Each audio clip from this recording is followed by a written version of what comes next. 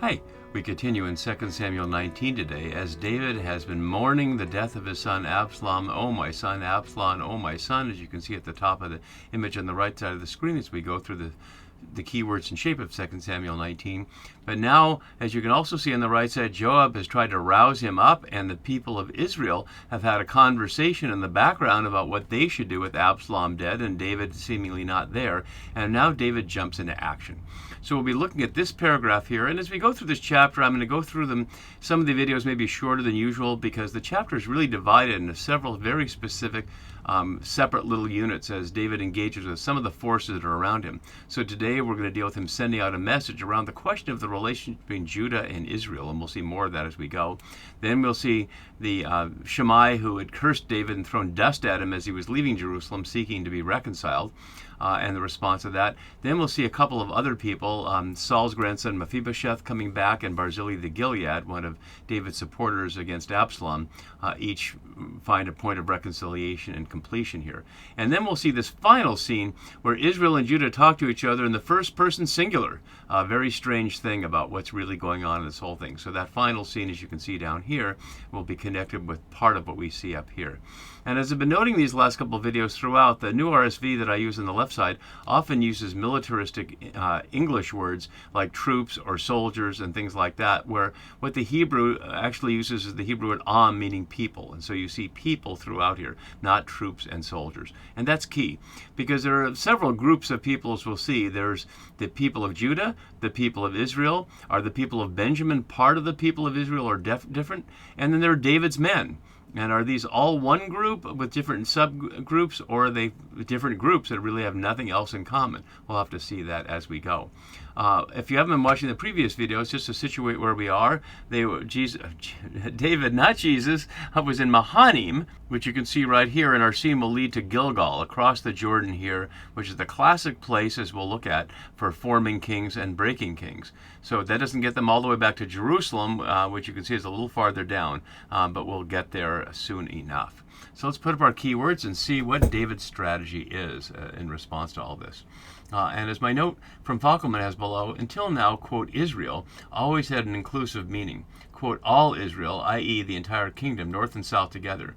From here onward, the north-south differentiation becomes acute, and this can be attributed to the David of 1912 to 15.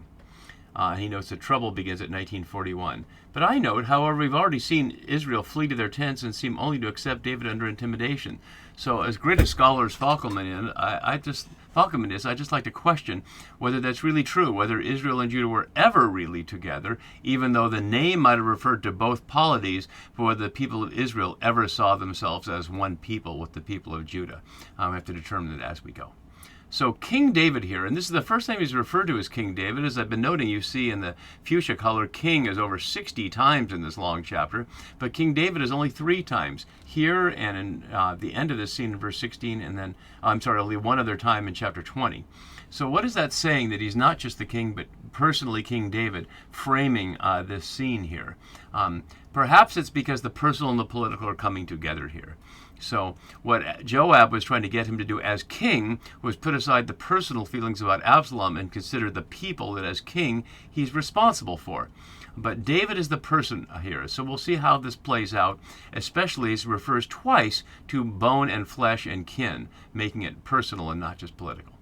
So let's look at our details. So David sent, this message is not in the Hebrew, so that's being supplied there. So David sent to the priests Zadok and Abiathar. And we have to look at this carefully because it's a double hearsay message that's being sent.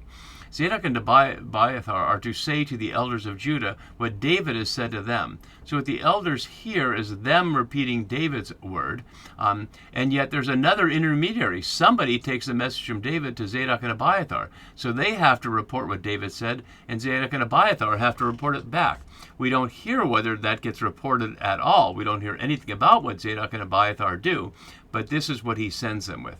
And notice here to the priests, as my note has, Nathan, the priest who predicted both that David and his successors would be on the throne forever, but also that Yahweh would compensate David for killing Uriah by getting back at him before this very son, as we've seen.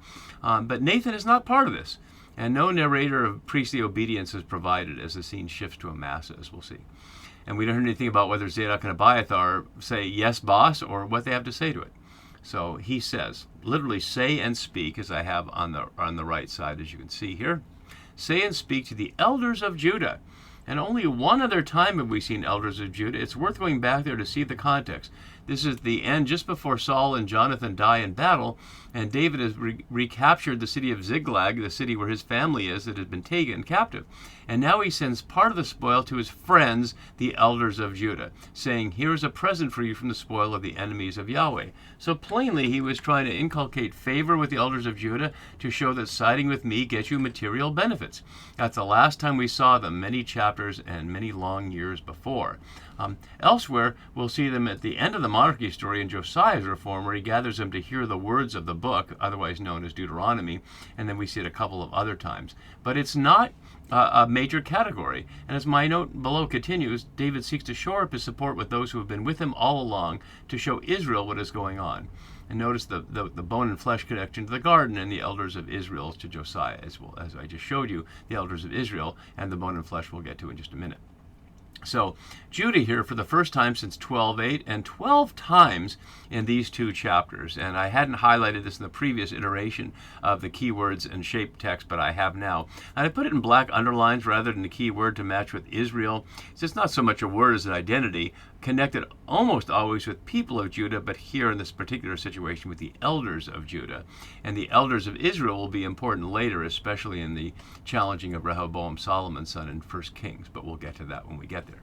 So he says to the elders of the messages to say to the elders of Judah, why should you be the last to bring the king back to his house? And notice the indirect way of speaking it. Nobody is committed to bring the king back to his house at this point. They would be the first. In other words, he's sending a message of you don't want to be left out, when the real message is, I want you to lead.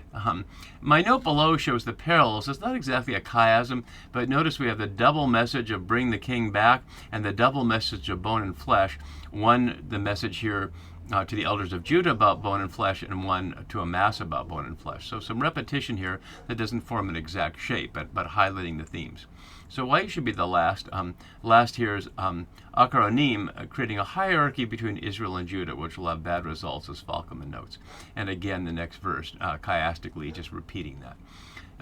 The talk of all Israel has come to the king, or the word. And that talk, as we just saw in the previous verses, is they don't know what to do with Absalom dead and David seeming to have fled. He's obviously not in Jerusalem. He's, as I just showed you, in Mahanaim and about to go to Gilgal. So what David's appealing to is the elders of Judah to show Israel the path back to being a united monarchy. But whether the elders of Judah hear that, respond to it or not, or whether the people of Israel will respond to that, we don't know yet. And he continues to send this message to them. You are my kin, or literally Ahai, my brothers, and we'll see it one more time in the chapter in the later discussion between Israel and Judah in the first person, as I was noting. But then he uses the portentous phrase that recalls 5:1. You are my bone and flesh. This is spoken to the elders of Judah. But let's go back to 5:1 and see, after David had become king over Judah, and after Abner was dead, then all the tribes of Israel came to David at Hebron and said, look, we are your bone and flesh. And they asked to be king over him. And the elders of Israel came to the king at Hebron, and he makes a covenant with him. So plainly, in that circumstance, they're desperate. They don't have an Absalom. They don't have a substitute for Absalom. And so they accept David because he's the powerful force, as many people sometimes support an authoritarian leader in our age because they're afraid of receiving the consequences of the authoritarian leader's wrath. But now he's appealing back not to them, but to the elders of Judah as bone and flesh. And why should you be the last to bring back the king? Or literally to return, a phrase that is a key word throughout. The whole issue is returning, not just the physical return, of course, from Mahanaim to Jerusalem, but the return of David to the throne and of eventually his successor to the throne, not Absalom.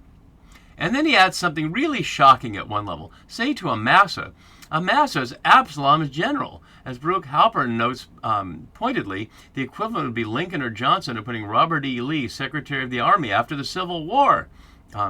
As another note has, intended to ease the fears of all those who had supported Absalom by signaling that they would receive clemency. The argument there being that if Absalom's general is now becoming David's leader, then David doesn't apparently have plans to destroy all of Israel. But as we'll see, what about Joab? say to Amasa, you are now the commander in place of Joab. What about Joab? We'll see later in this chapter that Joab isn't going to take this lying down. But why would David be replacing Joab, who put down the Absalom rebellion and has done everything that David asked, including killing Uriah? Perhaps that's part of it. Perhaps Joab knows too much and has become dangerous to David. But we'll have to see the Joab part of the story a little bit later. So he appeals to Amasa, who's literally extended relation to him. Are you not my bone and flesh? As my note here has, see chapter 17, verse 25, as we've looked at for the possible actual blood relationship between them, connected to the book of Chronicles.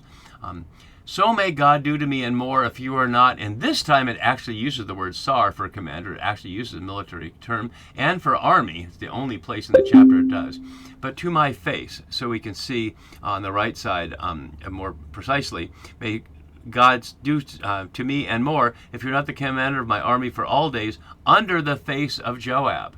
Not in place of Joab, but under the face of Joab.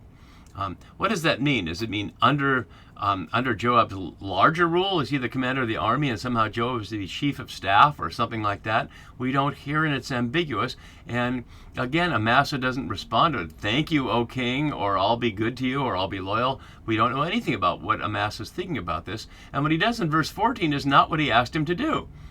It's closer to what he asked Zadok and Abiathar to do to the elders, which is to sway their hearts as one.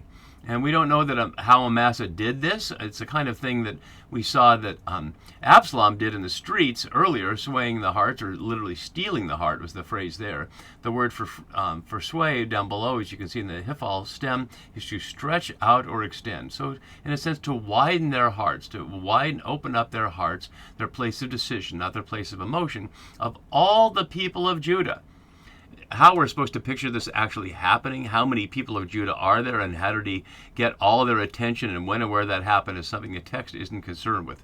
It often addresses the national identity as collective, as having a collective will or a collective presence, even though if we try to picture it physically, it would be very difficult. But the result is all the people of Judah, emphasized as one, are now on David's side.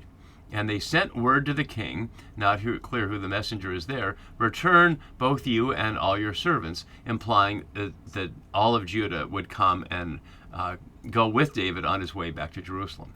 And so that's what we see begin to unfold, and we see the little ABA chiasm here about coming back and bringing back, so and to Gilgal in the middle.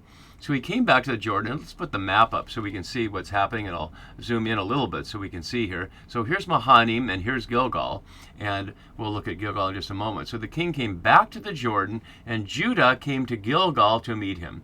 As Polza notes, the place where kingship is born, broken, and renewed, a royal crossing where one makes or breaks kings.